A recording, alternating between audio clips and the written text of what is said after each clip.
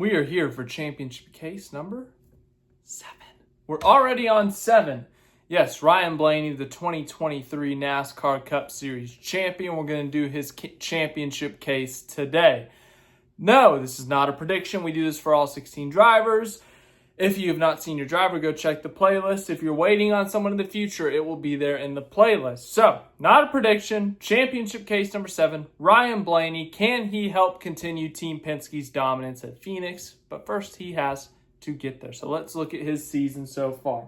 Currently sits 6th in the points. 1 win. That win was at Nashville. 8 top 5s. 12 top 10s. 429 laps led, and 11 playoff points to his name. That's point number 1, as you guys know. Get as many playoff points as you can possibly get. We got a short track coming up that suits Team Penske Ford quite well, so get yourself some playoff points there. Blaney is a very good, even an elite super speedway racer, so get some playoff points at Daytona. Hold position or even advance position in the regular season standings. He can get as high as 3rd if we're being realistic. But on the flip side, he could also fall as far back as 8th. So Ryan Blaney, get yourself some playoff points, whether it's winning races at Daytona and Richmond stages or just advancing your position in the regular season standings. So that is point number 1. Point number 2 for Ryan Blaney. Have to point this one out because, oh boy, this is a rough statistic. They cannot afford DNFs in these playoffs. They are tied for the most DNFs in the NASCAR Cup Series with Cody Ware. Not a good statistic. Not a good thing to be leading the league in. So first of all, finish the races. I know some of it's not like they're wrecking every week or something. Some of them have been mechanical failures. Of course, they were dominating at Homestead before the engine bombed itself. But that is another heavily emphasized point I'm going to make for this 12 team. They cannot step on their own foot here. They cannot trip on themselves, have a silly DNF, some sort of mechanical failure, crash, whatever it may be. They can't have those moments. Now going through this playoff schedule, seeing how Ryan Blaney is going to get through each and every round.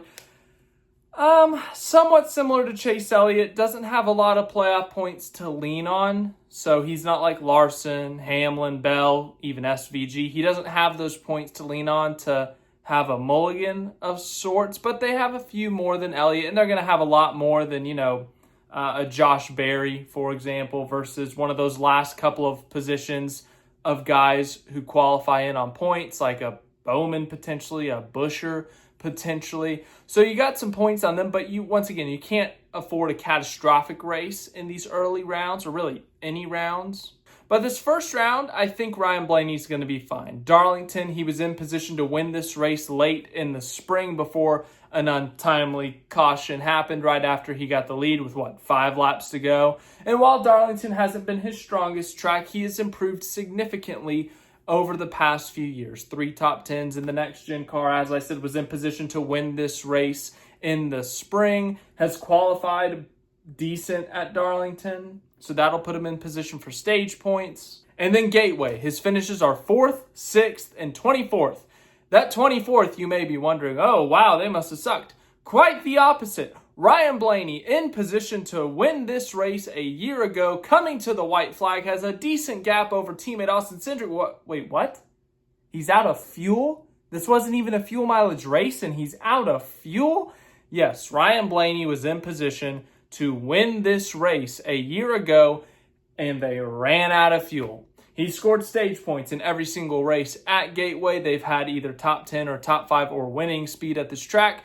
They are going to be a factor in this race. They are going to be motivated with that redemption after what happened last year, so I think they will do fantastic here. And Bristol's a little bit numbers-wise. It's a track that's a little bit all over the place.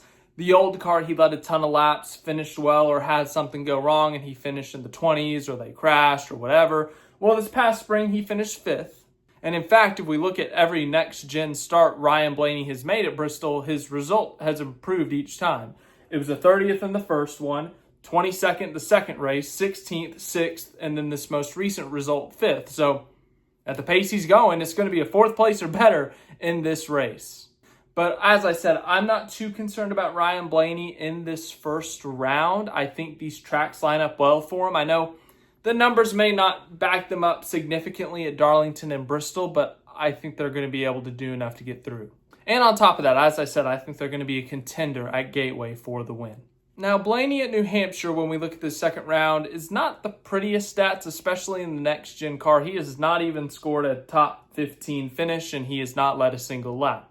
He has scored in 4 of the 6 stages, but once again, the numbers aren't great necessarily, but they've started well, or they've at least qualified well, so they could score some stage points, and I think that's a big thing. They've scored stage points in 67% of the stages at New Hampshire. So scoring stage points, starting up front, you just got to finish better, and I think that'll put you in a good position heading into Kansas, where Blaney has top 5s in his last 2 starts at Kansas.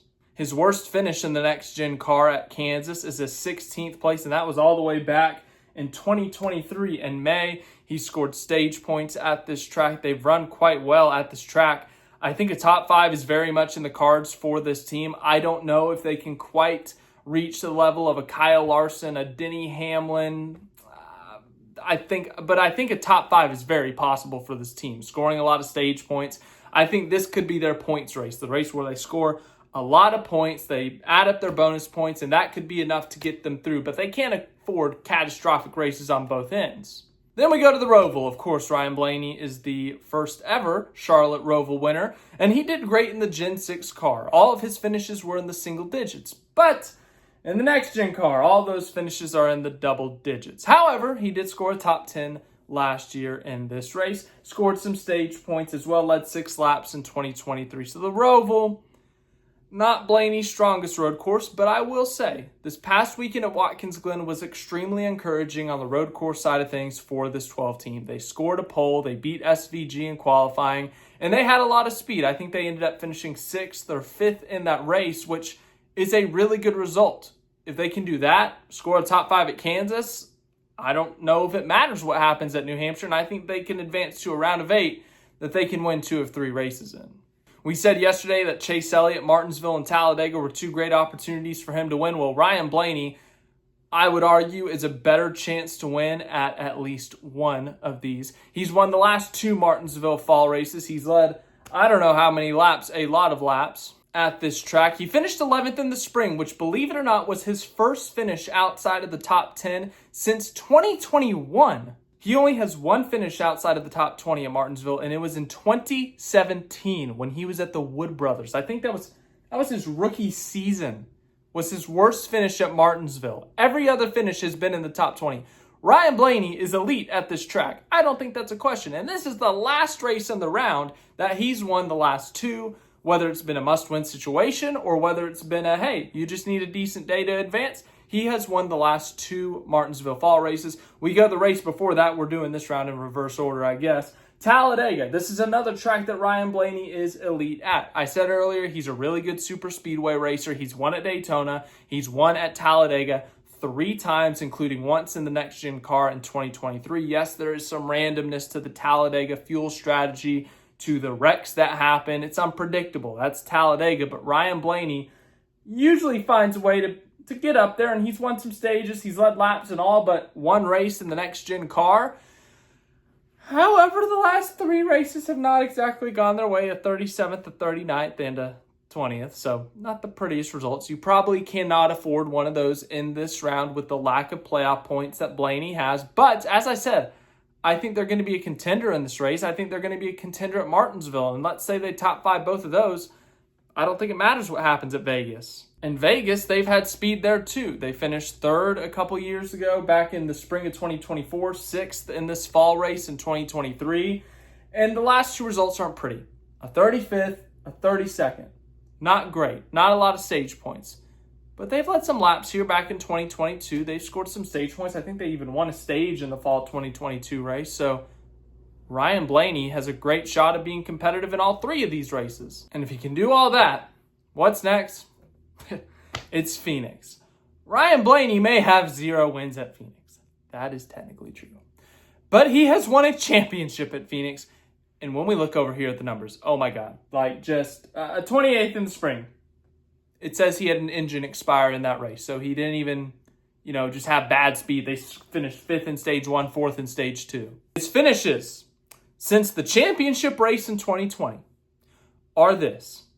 You're not ready. 2nd, 5th, 2nd, 2nd, 2nd, 2nd. Is that 3 of those? 3 seconds in a row. 4th, 4th, 10th, 6th. We had a DNF in the spring of 2020, a 37th, a 3rd in 2019, a 3rd in 2019. So since 2019, Ryan Blaney is top 5 or crash or engine failure, basically, with the exception of the 10th place finish in there.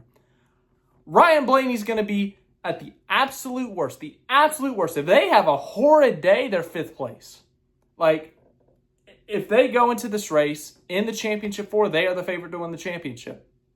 Team Penske has been perfect at Phoenix, especially in the fall race, and they've capitalized the last 3 years. Joey Logano's won 2, Blaney's won 1. There's a reason that everyone talks about Team Penske and their championships and Phoenix being the championship track and all this stuff. Well, Team Penske's figured it out. They figure out a way to get through this format, and when they get to Phoenix, they execute. That Penske perfection everyone talks about, it happens at Phoenix. So Ryan Blaney, if he gets to Phoenix, I don't really feel like, I know I've already thrown out a bunch of numbers, but we really don't have to make an argument for him at Phoenix. He's elite there. He's probably the best there, even though he doesn't even have a win. So if Ryan Blaney gets there, he's the favorite. That's that. First round, I think he should be safe, should be good. Can't afford anything catastrophic. As I said at the beginning of this video, those DNFs have played this team this year, and they can't afford them in the playoffs.